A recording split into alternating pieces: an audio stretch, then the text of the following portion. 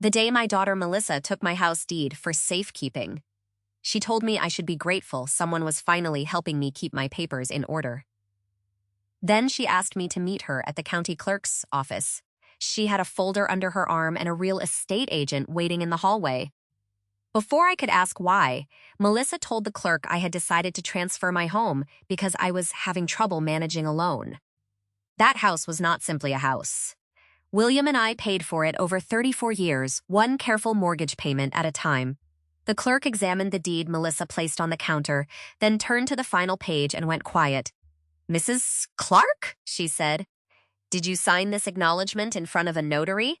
I told her I had never seen it before. She looked again at the file and found something worse. The page Melissa had brought was not the page recorded with the county.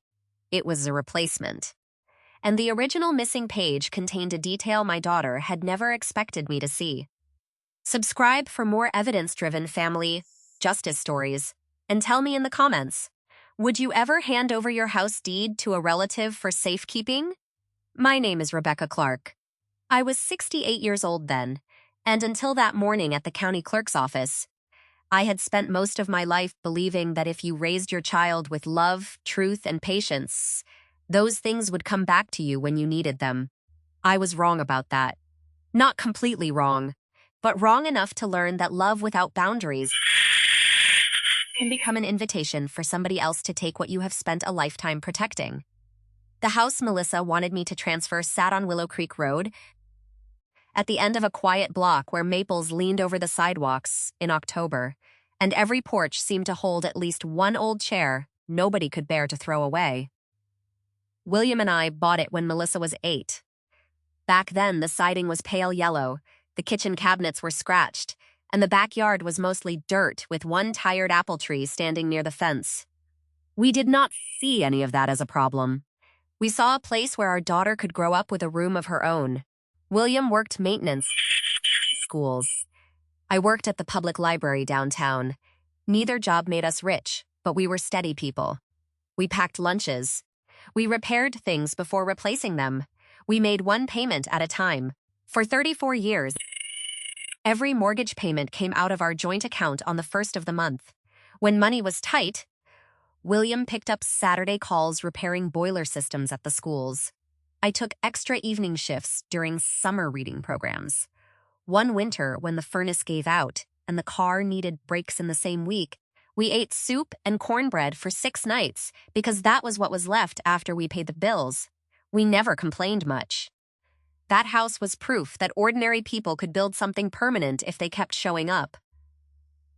After William died, I found his old ledger in the bottom drawer of his desk. He had written down every repair he had ever made to the house. New roof, 2009. Water heater, 2014. Porch rail, 2018. He even had a note from the day we made the final mortgage payment. Paid in full. For Rebecca. For Melissa. For whatever comes next. I cried when I saw that. Then I placed the ledger back in the drawer because I did not want to live in a house that felt like a museum. I wanted to live in the home we had made.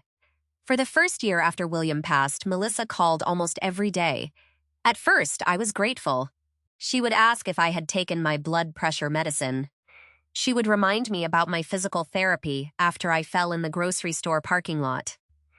Sometimes she brought over dinner, usually something already prepared from the deli counter. But I appreciated the thought. "You don't have to do everything alone now, Mom," she would say. And I would tell her, "I know, honey," because I did know. Being independent did not mean pretending I had no need for anyone. It meant deciding for myself. But slowly, Melissa began changing the meaning of the word help. The first time I noticed it was with my mail. I had always kept important envelopes in a blue ceramic bowl by the front door. Bills went to the desk. Medical papers went into a folder in the kitchen drawer. Cards and letters got opened after breakfast with a cup of coffee. One Tuesday, I came home from book club and found Melissa standing in my kitchen with 3 envelopes open beside her purse. I stopped in the doorway. "What are you doing?" She did not even look embarrassed. "I'm sorting through this clutter." "You had a credit card statement mixed in with a grocery flyer." "That's my mail." "I know it is, Mom. I'm trying to make things easier." I picked up the envelopes. One was from my insurance company. One was from the electric company. The third was a notice from the county about a property tax exemption form I had already completed. I can manage my mail, I said. Melissa sighed the way she had started sighing whenever I disagreed with her. You always say that, but then you get overwhelmed. I was not overwhelmed. I was offended. Still, I let it go. I told myself she was worried because she had seen me struggle after William's funeral. I told myself grief made people clumsy. I told myself mothers should not turn every uncomfortable moment into a fight. That was my blind spot. I had spent so much of my life trying to keep peace that I mistook silence for wisdom. A few weeks later, Melissa asked whether I had put my deeds somewhere safe. We were sitting on my porch. She had brought coffee, and I was trimming dead leaves from the geraniums. My deed? I asked. Yes, the original one. You know, in case there's ever an emergency. It's in my firebox. She looked toward the front door. Where? In my house, Mom. The way she said it made the word sound like an accusation. You had that fall. What if you need to go to the hospital and nobody can find anything? The deed is not something anyone needs at a hospital. You know what I mean? I did. She meant she wanted to know where it was. I smiled and went back to the geraniums. It's safe. Melissa watched me for a moment. Then she said, You should give it to me. I laughed because I thought she was joking. She was not.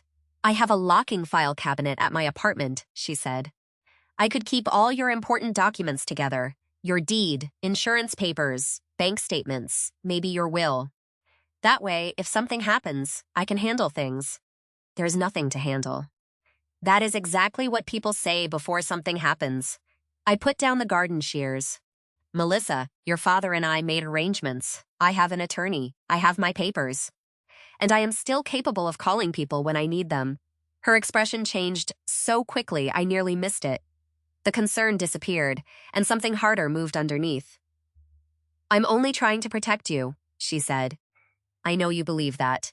What does that mean? It means I appreciate your concern, but I'm not giving you my deed.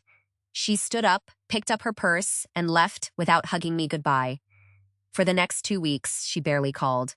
I missed her. That is the part nobody talks about when family members begin pushing against your boundaries. You can know something feels wrong and still ache for the person who is making it wrong. You can miss the version of them you remember while standing in front of the version they have become. Then, one Friday afternoon, Melissa called me crying. Not sniffling, not sounding sad. Crying hard enough that I had to pull the phone away from my ear. Mom, I need you. My first thought was that something had happened to her. What is it? It's Kevin, her husband. Melissa and Kevin had been married 12 years. He worked in commercial sales and wore expensive watches he could not afford. I had never disliked him exactly, but I had noticed that every time they visited, Kevin's somehow found a way to mention money, a promotion he deserved, a client who had backed out, a business opportunity that only needed a little capital.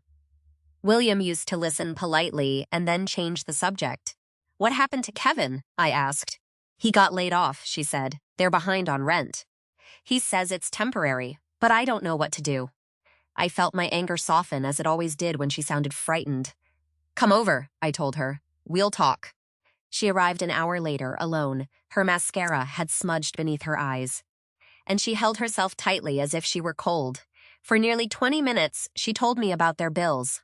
Rent, credit cards, a car payment, Kevin's job search, a medical charge for their son Tyler's braces. I listened. I made tea. I gave her tissues. Then she looked around my living room. Her eyes stopped on the framed photograph of William and me standing in front of the house on the day we paid off the mortgage.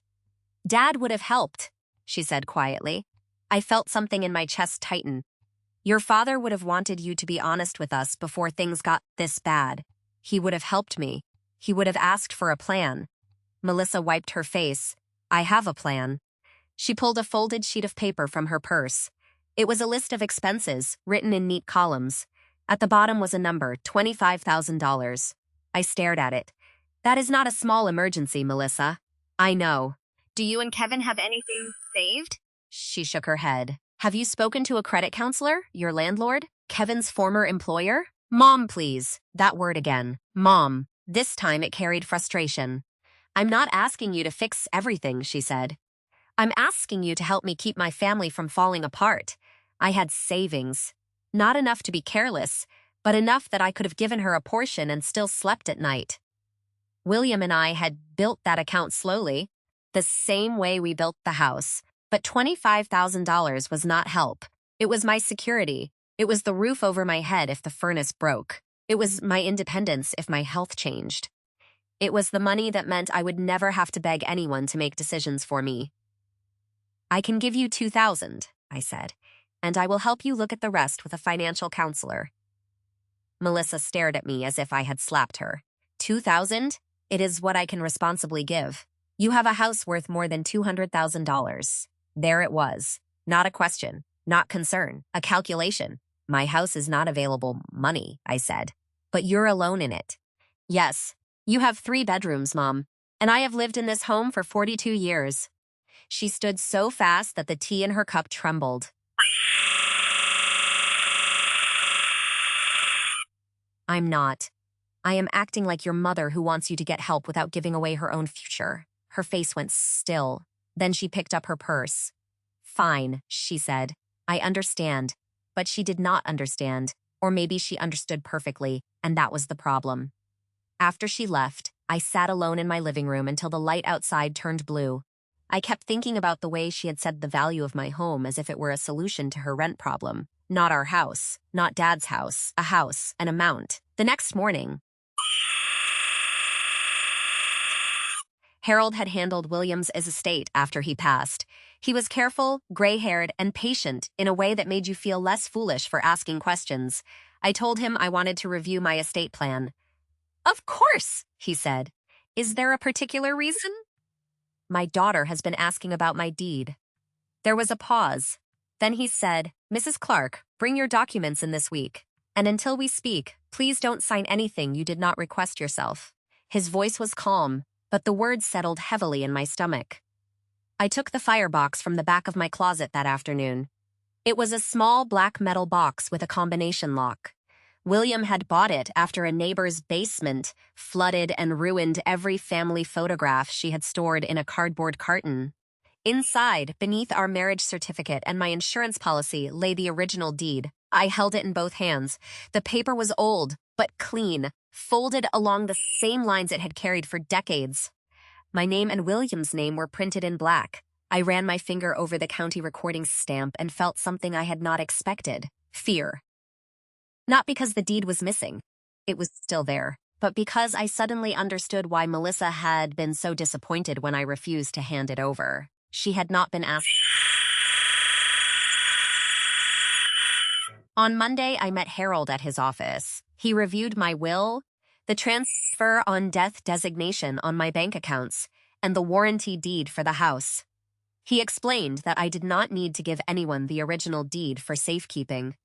The county's recorded copy was the official public record, and the paper in my firebox was important mainly because it was part of my own history. Keeping it secure is fine, he said, but handing it over does not give someone authority. Signing a new deed does. Could somebody transfer my house without me knowing? They could attempt to file documents, he said, but that does not make an improper transfer valid. The earlier we catch something suspicious, the easier it is to challenge. I nodded, trying to keep my hands steady in my lap. Would Melissa do something like that? He asked gently. I looked through the window at the parking lot. A younger version of me would have rushed to defend her. My daughter would never. But I had heard her say the value of my home as if it were a solution to her rent problem. I don't know, I said. That was the most honest answer I could give. Harold helped me set up a county property alert service. If any document was recorded involving my parcel number, I would receive an email. He also suggested I keep a written log of any conversations about my home, bank accounts, or medical decisions. Documentation is not distrust, he told me. It is clarity. I wrote that sentence in the small spiral notebook I carried in my purse. Documentation is not distrust. It is clarity. For a little while, nothing happened. Melissa called once. She sounded normal, almost overly normal. She asked about my blood pressure. She asked if I had seen a movie on television. She did not mention money or the house. I did not mention it either, but I began noticing things. My neighbor, Mrs. Alvarez, told me she had seen Melissa taking pictures of the front of my house one afternoon while I was at the pharmacy. She said she was updating something for you. Mrs. Alvarez told me over the fence. What kind of something? She didn't say. I assumed you knew. I did not. Then I found a business card tucked beneath the windshield wiper of my car. It belonged to a real estate agent named Grant Holloway. I assumed it had been left by mistake until I saw a handwritten note on the back. Rebecca, please call me. I believe there may have been a misunderstanding regarding a property discussion. I called the number from my kitchen table. A man answered on the second ring. Grant Holloway. This is Rebecca Clark. I found your card on my car. There was a long silence. Then he said, Mrs. Clark, I'm glad you called. My grip tightened around the phone. Why? Because your daughter told me you were planning to transfer your home to her as part of a downsizing arrangement. The room seemed to narrow around me. She told you what? She said you were considering moving into a smaller senior community and that the property would be prepared for sale afterward. I never said that. I understand, he said carefully. That is why I did not proceed with anything. But your daughter asked whether I could attend a meeting at the county clerk's office to discuss the transfer. My mouth went dry. When? Wednesday morning. This Wednesday. I looked at the calendar on the refrigerator. It was Monday, and sitting beside the magnet that held my grocery list was a note Melissa had slipped through my mail slot earlier that morning. Mom, meet me at the county clerk's office, Wednesday at 10. Important paperwork. Don't worry, I'm handling it. For the first time, I did not call her to ask what she meant. I picked up my spiral notebook. Then I wrote down the date, the time, Grant Holloway's name, and every word he had said. She was about to discover that I was still very capable of handling the truth.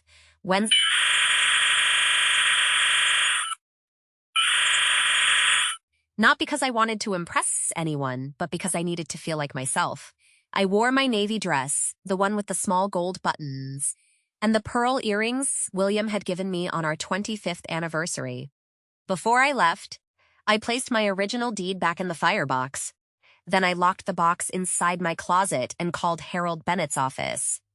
I'm going to the county clerk's office, I told his assistant. My daughter arranged a meeting about my house. Mr. Bennett is in court this morning, she said. But he asked that you call us the moment you leave.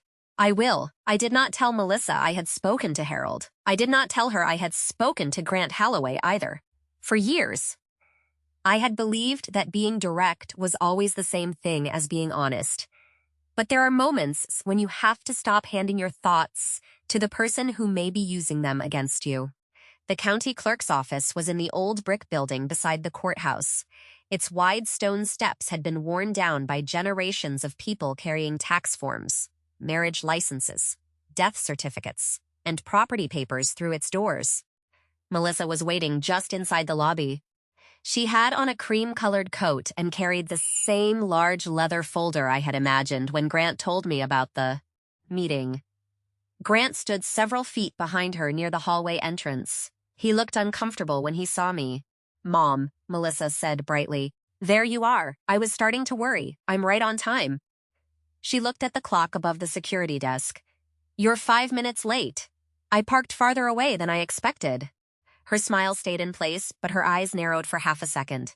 Then she touched my elbow. Come on. We have a lot to get through. I removed my arm from her hand. I can walk. Grant stepped forward. Mrs. Clark, I'm Grant Holloway. We spoke on the phone. Yes, Mr. Holloway. Thank you for calling me. Melissa turned toward him sharply. You called my mother? Grant's face reddened. I left a card, Melissa. I thought she should be aware of the discussion. She was aware, Melissa said. She just gets anxious when there's paperwork. I looked directly at her. No, Melissa. I get anxious when people discuss my home without me. The hallway went quiet. Grant lowered his eyes. Melissa gave a short, embarrassed laugh. Mom, nobody is trying to do anything behind your back. I'm trying to help you make a responsible transition. I have not decided to transition anywhere. Her cheeks flushed. We talked about downsizing. No, I said. You talked about downsizing. I said I was not selling my house. For the first time that morning, Grant looked relieved. as if he'd been waiting for me to say those exact words. Melissa tightened her grip on the folder. Can we please not do this in the hallway? I agree, I said. Let's go inside. The clerk's office was busy with the ordinary business of people's lives. A young couple sat near the counter holding hands over a marriage license form. An older man stood at a window asking about a probate filing. A woman with a baby on her hip was trying to keep a toddler from pulling brochures off a rack. Nobody looked at us, and yet I felt exposed. Melissa led me to a counter where a woman with silver-framed glasses sat behind a computer. Her nameplate read Dana Mitchell, Deputy County Clerk. Mrs. Clark. Dana said. Thank you for coming in. Her tone was kind but cautious. Melissa placed the folder on the counter. This is the transfer packet I mentioned. Dana did not reach for it right away. Instead, she looked at me. Mrs. Clark, do you understand why you are here today? My daughter wants me to transfer my house to her. Melissa exhaled loudly. That is not how I said it. It is what you asked me to do. Dana folded her hands. Are you voluntarily seeking to transfer ownership of your property on Willow Creek Road? No. The word came out stronger than I expected. Melissa stared at me. Mom, no, I repeated. I am not transferring my home today. I have not listed it for sale. I have not agreed to move into a senior community, and I have not authorized anyone to represent otherwise. Grant took one small step backward. Dana nodded slowly. Thank you for clarifying that, she said. Then she opened a file beside her keyboard. Mrs. Clark, I need to ask you something specific. Did you sign a deed in favor of Melissa Hart on February 9th of this year? I looked at Melissa. Her face had gone pale. No, I said, I did not. Dana turned the monitor slightly toward me. A scanned document appeared on the screen. It had my name typed at the top and my property address beneath it. Then I saw the signature, Rebecca Clark. It looked like mine at first glance. The letters leaned the way mine leaned. The capital R had the same loop. But something about it was wrong. I bent closer. That isn't my signature. Melissa spoke quickly. Mom, you signed that when we went over the paperwork at your house. No, I did not. You were tired, she said. You may not remember. The words settled over me like ice water. You may not remember. I had heard them before in different forms. When she opened my mail. When she questioned my bills. When she said I got overwhelmed. Each time, she had planted a small doubt and waited for me to carry it myself. Dana looked between us. Mrs. Hart submitted this document for preliminary review last week, she said. It was not recorded because one portion of the acknowledgement raised a question. Melissa turned toward Dana. I explained that. My mother had a difficult winter. She had a fall. She gets confused about dates. I am not confused, I said. My voice did not shake. Melissa looked at me with something close to anger now. Mom, this is exactly what I mean. You're making a scene because you don't understand what we're trying to do. No, I said. You are making a scene because I understand it perfectly. Dana reached into the file and removed several pages. The deed packet submitted here includes an acknowledgement page notarized by Peter Caldwell, she said. That page states Mrs. Clark appeared before him in person on February 9th at 11:30 in the morning. She placed the page on the counter. The signature was there again. My name. A notary stamp? A date. February 9th. I knew that date before Dana said another word. That was the day I fell. I remembered waking up before dawn with a sharp pain in my hip after slipping on the ice outside the pharmacy. I remembered a stranger kneeling beside me in the parking lot, telling me not to move. I remembered the ambulance lights reflecting against the windshield. And I remembered spending the entire day at Willow Creek Medical Center. My wrist was fractured. My hip was badly bruised. They gave me medication for the pain and kept me for observation because my blood pressure would not settle. At 11:30 that morning, I was not in front of any notary. At 11:30 that morning, I was in a hospital bed with an IV in my arm. I looked at Melissa. She knew. She had been the one who called the ambulance after the pharmacy contacted her. She had sat beside my bed that afternoon while I drifted in and out of sleep. She had brought me a blanket from home. She had held my hand and told me, I'm here, Mom. Now she stood in front of me while a county clerk held papers, claiming I had signed away my home at the exact hour I was lying in a hospital bed. Melissa, I said quietly, where did you get this date? She looked down at the folder. I don't know, maybe the notary made a mistake. A mistake? I asked. Yes, people make mistakes. Notaries make mistakes about dates? I said I don't know. Dana's expression changed. It was not anger. It was concern, and that somehow felt more serious, Mrs. Clark, she said, would you be willing to provide documentation showing where you were on February 9th? Yes. Melissa snapped the folder closed. This is ridiculous. We don't need to make this into some legal issue. Dana looked at her steadily. Miss Hart, a deed transferring someone's home is a legal matter. Melissa's mouth tightened. Grant cleared his throat. I think it would be best if I step away from this transaction. Melissa swung toward him. You can't just walk away. Yes, I can, he said, and I am. Then he looked at me. Mrs. Clark, I'm sorry. I should have insisted on speaking with you before I agreed to attend today. You did, I said. You left me your card. He nodded once, then walked out of the office. Melissa watched him go, furious. When she turned back toward me, her expression softened so suddenly it would have fooled me once. Mom, she said, lowering her voice. Please. Kevin and I are under a lot of pressure. We were trying to find a solution. A solution for what? She said nothing. For your rent? I asked. For the credit cards? For the money you asked me to give you? She looked down. I was going to pay you back. You were going to take my home and pay me back? I wasn't. You filed a deed. It wasn't filed because the clerk stopped it. Melissa's eyes filled with tears. For one small second, the mother in me wanted to comfort her. Then I remembered the false signature. I remembered February 9th. I remembered the way she had told Dana that I was confused, and I understood that tears were not always remorse. Sometimes they were just another way a person tried to escape accountability. Dana spoke softly. There is one more matter, Mrs. Clark. She opened a second folder and laid a page beside the deed packet. This is the page that appears to be missing. From the copy Miss Hart brought in today. Melissa went completely still. The paper was not a deed. It was an attachment titled Affidavit of Voluntary Transfer. At the bottom was a statement claiming I had signed the document freely after reviewing it with an independent attorney, and that I was not under medical treatment that affected my ability to understand the transaction. Dana pointed to the final paragraph. That paragraph was not included in the packet Ms. Hart first presented to us, she said, but it was included in the version uploaded through the electronic submission portal. I read the words twice. Then I saw the name printed below the statement. Harold Bennett, my attorney. According to the document, Harold had reviewed the transfer with me and confirmed that I understood it. That is impossible, I said. Dana looked at me carefully. Mr. Bennett's name appears here as a certifying attorney. He did not certify anything. I spoke to him about this 2 days ago. He told me not to sign anything. Melissa reached for the page. Dana pulled it back before she could touch it. Ms. Hart, please don't handle the documents. Melissa's voice rose. This is my family's business. No, I said. Everyone looked at me. This is my home. The room seemed to hold its breath. Dana nodded slowly. Mrs. Clark. I recommend that you contact your attorney immediately. We will preserve this submission packet, including the copies of identification, the electronic filing record, and the notary information. Nothing has been recorded. Your ownership has not changed. My knees nearly gave out from relief. Nothing had been recorded. My home was still mine, but the danger was not gone. It had only been uncovered.